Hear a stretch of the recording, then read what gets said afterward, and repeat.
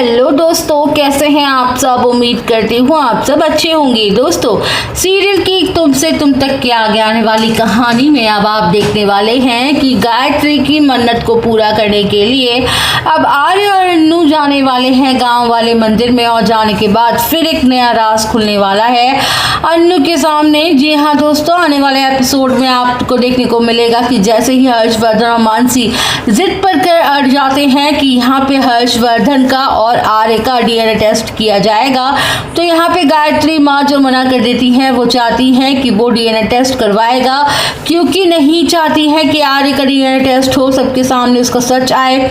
आर्य sir इस घर का बेटा नहीं बल्कि दामाद है, तो इसी वजह से गायत्री देवी डीएनए टेस्ट करवाने के लिए मना कर देती हैं और कहती हैं कि गायत्री देवी कहती हैं कि अगर यशवर्धन का डीएनए टेस्ट का सैंपल किया जाएगा तो मैं तो उसकी माँ हूँ, मेरा भी टेस्ट मेरा ही किया जाए, मेरा ब्लड सैंपल लिया जाए, जो भी कलेक्ट करना है। और वो कहती हैं कि अभी आप इन तीनों तक यहाँ पे बाहर मत जाइएगा, आपको आराम करने की ज़रूरत है, क्योंकि पहले ही आपको चोट लगी हुई है। इसके बाद यहाँ पे उनका डीएनए टेस्ट के लिए सैंपल ले लिया जाता है, जिसकी वजह से उन्हें कहती हैं कि वे अपना ध्यान रखें।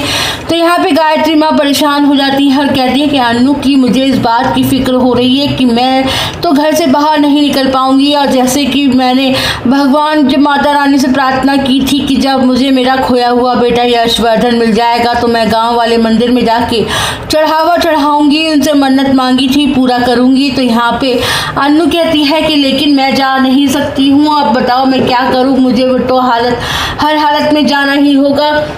तो यहाँ पे अन्नू कहती है कि इतनी सी बात है ना माँ, आप टेंशन मत लीजिए, मैं आपकी तरफ से जाके मन्नत को पूरी करवा दूंगी और चढ़ावा चढ़ा दूंगी, तो मैं चली जाऊंगी आपकी जगह। ये बात सुनने के बाद गायत्री माँ खुश हो जाती हैं और अन्नू से कहती है क्या तुम जाओगी वहाँ पे।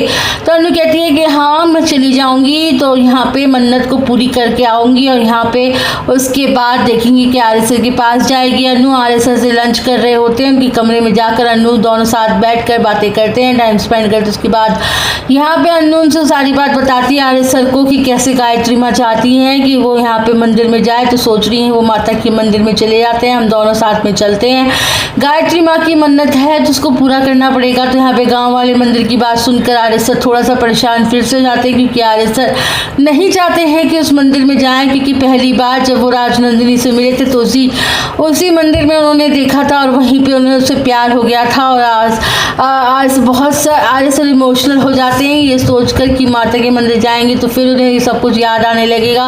वह नहीं चाहते हैं कि यहाँ पे फिर से वो चीज़ घूमे उनके दिमाग में। अन्नू के कहने पर वो मान भी जाते हैं, क्योंकि यहाँ पे उन्हें जाना ही पड़ता है। तो यहाँ पे देखेंगे कि माता के मंदिर में पहुँचेंगे आर्य अन्नू के साथ। वहाँ जाने के बाद आर्य सर को राजनंदिनी की झलक दिखाई देगी, उसकी याद आएगी, तो यहाँ पे अन्नू को भी बहुत कुछ याद आने लगेगा अपना अतीत। तो अन्नू को लगने लगेगा कि ये मंदिर जैसे कि वो पहले भी आई हुई है, यहाँ पे वो बहुत बार आ चुकी है, और मुझे ऐसा क्यों लग रहा है इस मंदिर में मैं कई बार आ चुकी हूँ, ये सब सोचने लगती है। उसे राजनंदिनी दिखाई देने लगती है। राजनंदिनी दिखते ही वो सोचती है कि ये मुझे यहाँ पे लेडीज़ क्यों दिखाई दे रही है, पहले मुझे घर पे दिखाई देती थी, अब तो बाहर भी दिखाई देने लग गई है।